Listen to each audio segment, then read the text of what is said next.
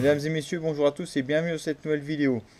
Alors aujourd'hui, je vous propose de continuer la fabrication donc, du baby bullet, donc mini bullet pour moi, qui a été fait par Tom Lipton. Donc je me suis basé sur le modèle et la société, enfin sur le procédé de Tom Lipton. Et la société originale qui fait ça, c'est les Eto Wilton. Alors c'est un projet qui commence à prendre du temps, puisque je l'avais commencé au mois d'octobre, il me semble, l'année dernière, 2017. Et donc on est au mois bientôt juillet de 2018. Et donc les pièces sont plus ou moins réunies, ébauchées un peu partout. Il reste à faire, commencer à l'assemblage final. Donc j'ai fait cette pièce-là entre temps, depuis. Donc la dernière fois c'était pour faire ce lunette-là. Et donc cette pièce-là je l'ai fait en maintes fois. Donc c'est-à-dire j'ai mis un jour je faisais ça, une autre semaine un autre truc, voilà. C'est vrai que ça m'a pris beaucoup de temps de faire cette pièce-là. Donc géométriquement, elle n'est pas terrible. Donc voilà, elle est un peu plus haute parce que j'y ai fait à l'œil. Donc c'est pas très grave, ça va s'arranger. Et donc j'ai préparé un carré pour faire les morts. Donc il va falloir tailler un V dedans. Donc le V, moi, ce sera fait à la lime, hein, parce que je trouve que ça va bien à la lime, pas s'embêter avec la fraiseuse. Et donc aujourd'hui, on va garder cette pièce-là. Ok. Donc réalisation du bouchon à ce niveau-là, donc en laiton, qui va venir se fixer là. Et donc pour camoufler la noix de la vis mère, ou pas vraiment de la vis mère, plutôt de la vis de commande, voilà, qui vient dedans. D'accord. Pour tout simplement visser l'étau. Alors, bon, bien sûr ça va pas aller si loin, hein, parce que j'explique pas le chantier. Donc, elle va être creuse d'un côté, et donc je vais reprendre de l'autre, et ensuite on fera le bombage. Et donc peut-être après, si j'ai le temps, dans la même vidéo, je continuerai cette partie-là de la vis mère. J'ai dit si j'ai le temps, c'est pas sûr. Donc on va commencer par ça. On va prendre la pièce en mordou. Donc c'est une pièce en bronze, en laiton. Et donc il faut la prendre je vais la prendre en mordou parce que les mordous sont un peu plus enveloppants et surtout ils sont épaulés. Et donc en plus ça fera une occasion d'utiliser le nouveau mandrin qu'on a monté dans la dernière vidéo. Voilà, j'ai changé aussi de lumière, je sais pas si vous allez le voir sur le tour, parce qu'il y en a une, c'est deux néons, donc deux néons Philips de 8 watts. Et le problème de ces néons, c'est que en attendant, le problème c'est que je les ai achetés, donc pas de problème, ça coûte assez cher d'ailleurs, et quand je suis arrivé là, j'ai pas vu, je les ai pris jaunes, et donc le jaune ça éclaire pas, d'accord, ça éclaire très mal, surtout que le tour est dans un coin de mur, donc c'est vrai que c'est pas le mieux. Donc finalement il y en avait qu'un sur les deux qui était cramé, et donc j'ai remis un blanc, donc un jaune et un blanc, et je m'étais gouré, donc c'est pas ce que j'avais demandé. Et moi, tu crois que j'ai demandé une grosse mythe? Mais bon, c'est pas grave. Alors il y a deux possibilités, j'ai juste prendre 5 minutes pour parler des morts. On a deux possibilités, on a les morts, donc deux possibilités de morts sur ces mandrins là, donc mandrin à mort rapporté, à la semelle, on peut mettre des morts monoblocs si on veut, mais j'utilise avec les semelles, c'était le grand intérêt de monter ce mandrin, c'est que j'avais des semelles. Alors, ici on a les grandes et les courtes. Les courtes vont vous permettre d'aller plus loin dans vos mordous. Donc c'est-à-dire si vous montez des mordous, vous avez vous avez plus de matière pour pouvoir aliser vos mordous. Alors que ceux-là non, sont plus prévus pour les mordures d'origine. Donc les mordures c'est ceux-là. Donc voilà, mort épaulé avec les lardons qui se montent dessus comme ça. Donc on a pris toute la hauteur, mais ceux-là ont besoin d'être rectifiés parce que ils tournent pas rond pour cette broche en tout cas. Et donc je vais monter ceux-là, parce que j'ai pas besoin d'aliser beaucoup, puisqu'on va prendre ces morts-là, qui vont très bien aller. Donc épaulés, donc je vais ranger cela.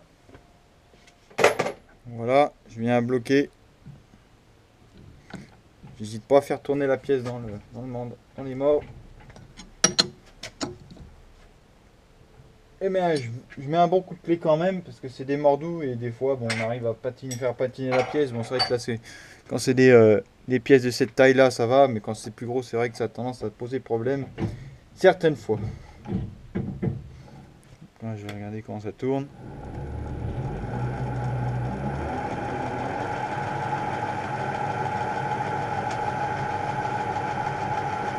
Ça tourne bien. Je vais déjà commencer par dresser. Et ensuite, je vais faire l'emboîtement qui vient ici. Donc, c'est un emboîtement diamètre 30. Donc, je vais le faire légèrement plus serrant. Tout simplement qu'il puisse tenir en tapotant dessus. Et donc, je vais faire ensuite l'alésage intérieur. Donc, il va être beaucoup plus petit. Je vais le faire à 28 lui. Et ensuite, on ira, je pense, sur le Toremco. Puisque c'est moins dangereux. Et on tournera en l'air l'arrondi, le congé, le dôme. Ok. Donc on va déjà commencer par dresser. Donc le laiton, ça tourne pas spécialement vite. On tourne aux environs de, je vais vous dire ça tout de suite. J'aime bien prendre 40 et ouais c'est ça, 40 et 125 pour le carbure. Et on peut monter jusqu'à 200. Donc ça va être une grosse marge. Donc fatalement à 200 ça dure moins longtemps qu'à 125 tours, à 125 mètres. Donc moi ce que j'aime bien prendre c'est prendre en dessous. Donc on va prendre 80. Je prends 80 tout simplement pourquoi? Pas parce que la machine ne peut pas, tout simplement parce que donc je vais prendre 80 pour diamètre 40. Diamètre 80 mètres. Diamètre 40. Tourner à 560 tours. Donc on est bon. Donc j'ai dit j'aime pas bien tourner plus vite. Tout simplement parce que le laiton ça a tendance à gicler, à en mettre de partout. Donc c'est vrai que j'aime bien ça aille pas trop vite. Après quand vous avez un bon briscopo ça a tendance à aller mieux.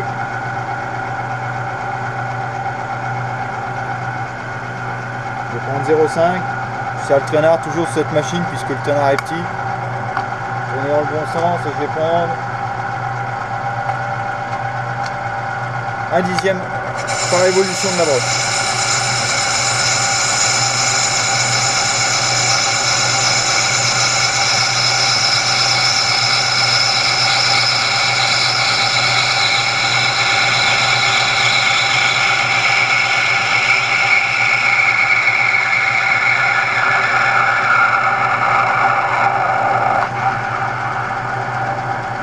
Donc j'aime bien toujours finir à la main parce que la vitesse de coupe baisse puisqu'on est presque au centre et le problème qu'on a c'est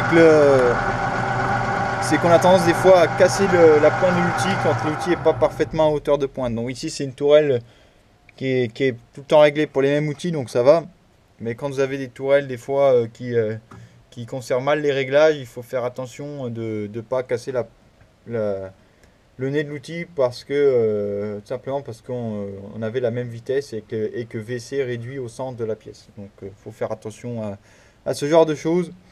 Donc là attention parce que j'ai l'épaulement des morts en haut, donc faut faire gaffe quand même. Même s'il y a pas, même si c'est pas très risqué, il faut quand même faire attention. Donc là, je vais tourner l'emboîtement là tout simplement. Donc je vais mettre à 0. Je vais prendre un tour de manivelle, donc 4 mm au rayon, dans le bon sens.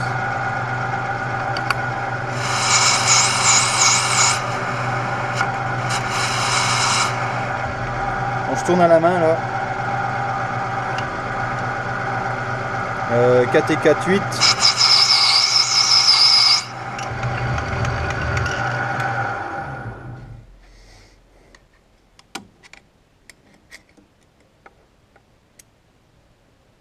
On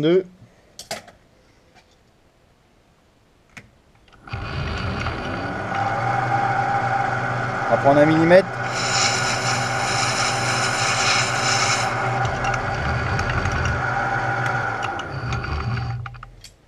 Bon, là c'est difficile de mesurer avec un pied à coulisse ou même un micromètre. J'ai essayé au micromètre mais c'est pas gagné.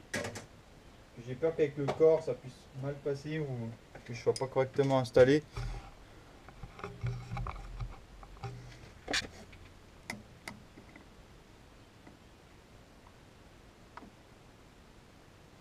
Donc là je sais pas si je vais garantir une bonne lecture.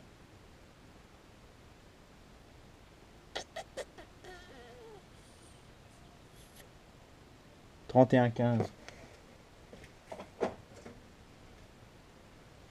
Je vais voir avec le pied à coulisse digital juste pour me donner une idée. Hein.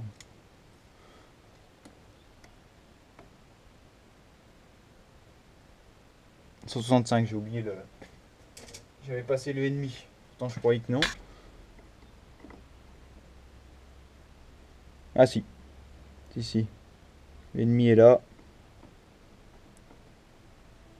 Ouais c'est ça. 65 puisqu'on est à 15.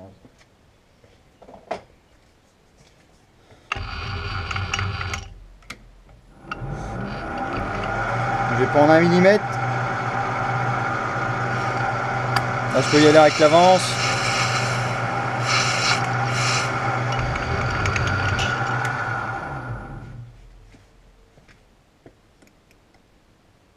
« 30,68. Et là, je vais laisser là pour l'instant. Je vais centrer, pas sur long. Juste pour donner un avant-goût aux forêts.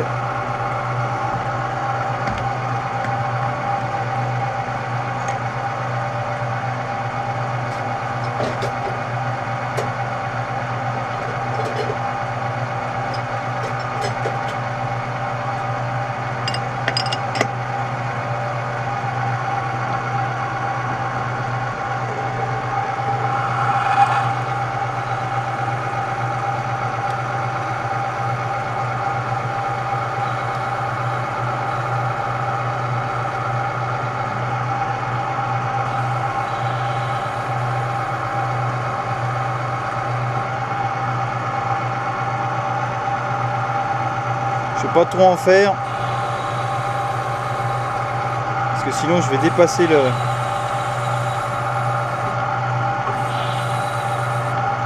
Voilà, juste pour avoir...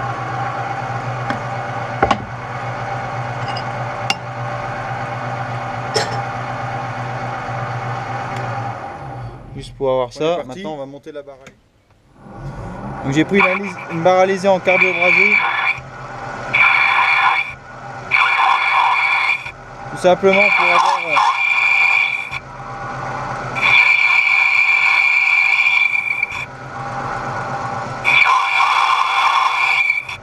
Elle me fait toujours... Elle a un beau rayon bien coupant au bout, elle me fait toujours un bon fini.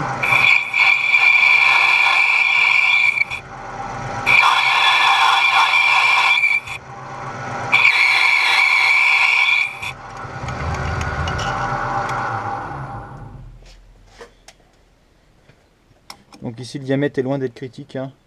On est à 24 pour 28, 4 mm. Voilà, je prends la mesure. Je suis donc à 65. Et donc là, je vais faire 2 et 2. D'accord. Donc 2 dixièmes. Non, dans le bon sens. 2 dixièmes et 2 dixièmes pour avoir la bonne cote.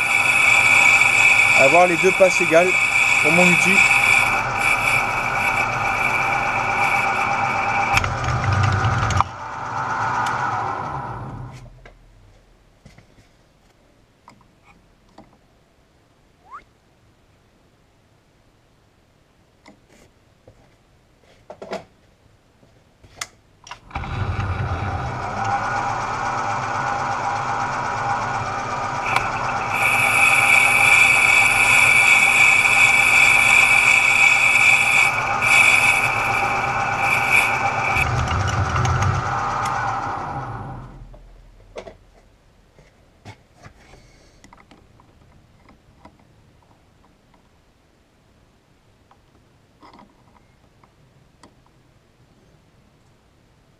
Donc là je suis à 0,10. J'ai mesuré comme il faut l'alésage à l'intérieur du où ça se place et on se reprend. Donc il me reste un dixième à prendre.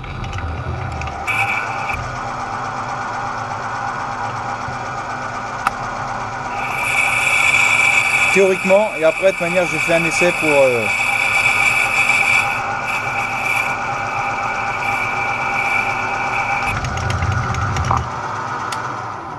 voilà. Hop, il est là. Faire attention parce que des fois ça peut fausser. On n'a pas. Là, je vois les ah, là c'est bien. Voilà. Juste comme il faut que je puisse l'enlever sans trop de problème. Donc ça c'est bien. Donc maintenant je vais bavurer.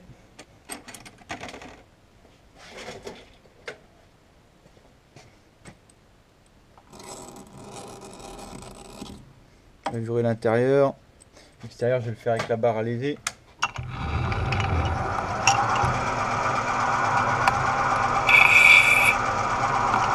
Voilà. Ok, là c'est bien. Je vais bavurer ça aussi.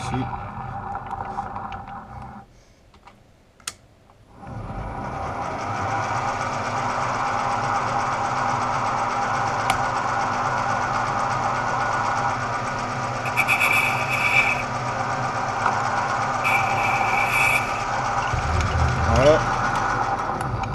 Ça évite de changer d'outil.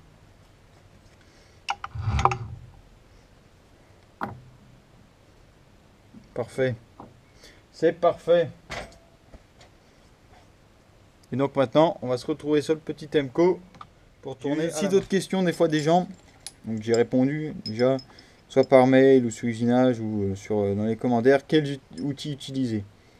Là, ça ferait une autre vidéo, mais j'utilise principalement sur cette machine-là des outils à coupe positive parce que c'est des outils qui demandent très peu d'effort de coupe, puisqu'en fait on est soit à 0 degré, soit un peu plus en positif, donc le copeau a plus de mal justement à se déroule mieux. Alors que quand on est en négatif, donc c'est-à-dire dans ce sens-là, le copeau vient buter contre la face. C'est vrai que ça demande beaucoup plus de puissance pour obtenir des états de surface et des formations de copeaux convenables.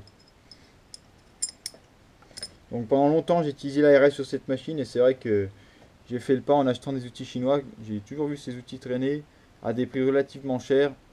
Et là, je les ai vus, ça commence un peu à devenir vraiment pas cher. Et donc c'est pour ça que j'en avais acheté.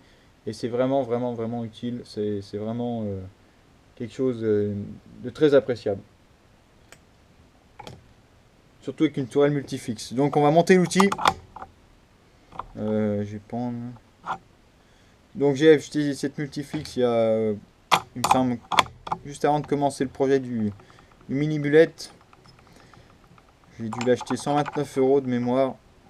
Et donc c'est un bon investissement honnêtement. Un porte-outil coûte 29 € par contre. Il y a deux packs qui existent. Il n'y a pas que double porte-outil, deux porte-outils. Donc moi j'avais pris que deux porte-outils tout simplement. Pourquoi? Parce que j'utilise cette machine en secondaire. Contrairement à mon Tourolin, j'utilise le premier où j'ai 5 porte-outils. Et donc les porte-outils multifixes, on en a un petit peu comme les Dixon et les choses comme ça. On en a pour tronçonner, faire tout un tas de... Pour mettre tout un tas d'outils dedans. Donc là je vais dresser.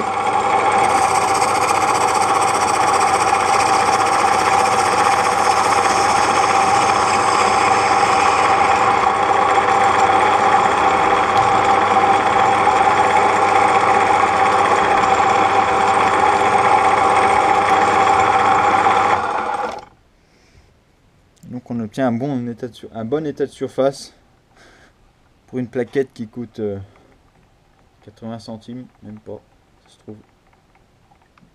Donc c'est relativement propre. On peut pas demander plus que ça à ce genre d'outil.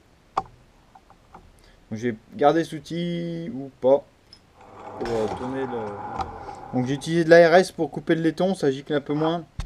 Bon, c'est vrai que ça a tendance à toujours à... Même avec l'ARS, ça a tendance à gicler de partout, à sauter de partout. Donc c'est un peu pénible pour ça, le laiton. C'est pas une matière, certains disent que c'est une matière agréable à travailler, je suis d'accord, mais c'est vrai que c'est pénible pour ça. Donc c'est catégorie des copeaux courts. Donc là je vais faire un chanfrein derrière, sans plus juste pour...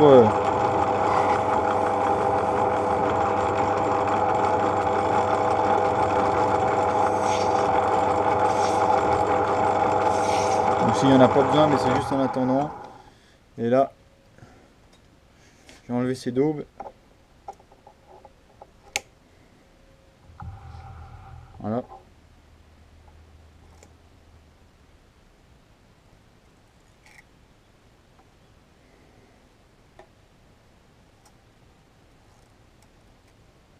Donc ça, attention mortelle hein, pour les doigts. Donc là, j'ai une bonne surface. Et donc on va pouvoir commencer à travailler. Donc, je vous présente mon montage. Alors, j'ai monté un bloc de montage, c'est le cas de dire. Donc un 25, 25, 50, 75 il me semble. Et donc j'en ai pas mal et c'est vrai qu'il y a toujours un ou deux de libre, donc ça sert toujours à faire ce genre de truc. Et donc je l'ai bridé assez fermement, donc que d'un seul écrou ça suffit largement. Sur la table, enfin sur le transversal, parce qu'on peut transformer ça en table de fraisage quand on a l'option fraiseuse de l'Amco. Et donc j'ai approché en serrant le frein du traînard au plus près. Et donc je suis un peu plus bas que la hauteur de pointe, mais plus la hauteur de mon outil. D'accord, j'arrive absolument à être bon. Donc il n'y a pas de problème. Donc, je vais orienter ma poignée pour pas que ça me gêne. Donc on est parti, je tourne pas très vite. Hein. Je tourne environ 300 tours.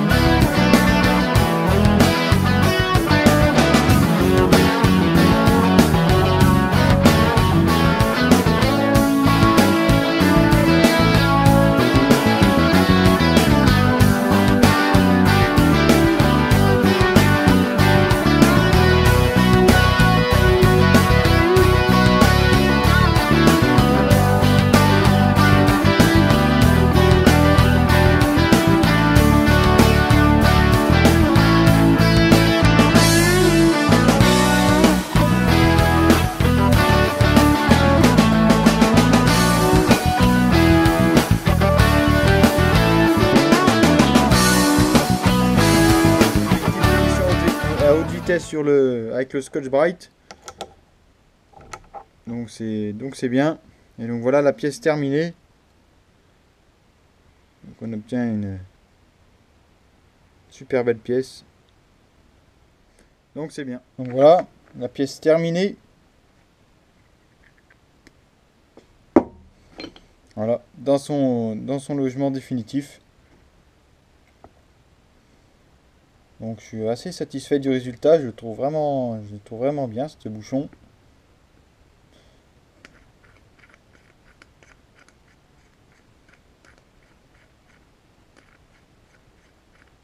De la vis mère. Voilà. D'accord. Donc il a la tremblote, mais il va pas s'en aller tout seul, d'accord. Faut quand même y aller pour le mettre, donc c'est très bien. Donc je suis assez satisfait du résultat. J'espère que cette vidéo vous aura plu aussi. Donc faire ce genre de pièce est toujours assez agréable. Ça change un petit peu du laisser faire notre envie de création là-dessus. C'est vrai que ça ressemble c'est vrai que là je dois bien avouer que c'est pas mal quand même. Je suis assez satisfait. D'habitude je suis quelqu'un qui se satisfait jamais, mais là c'est vrai que ça commence à ressembler à un début de fin. Donc je pense que la prochaine étape ça va être l'implantation de la vis mère et rendre le coulisseau mobile. Et ensuite il restera bien à souder ça et faire les morts doux. Les morts doux, bah si, ils vont être doux quelque part, mais les morts pour le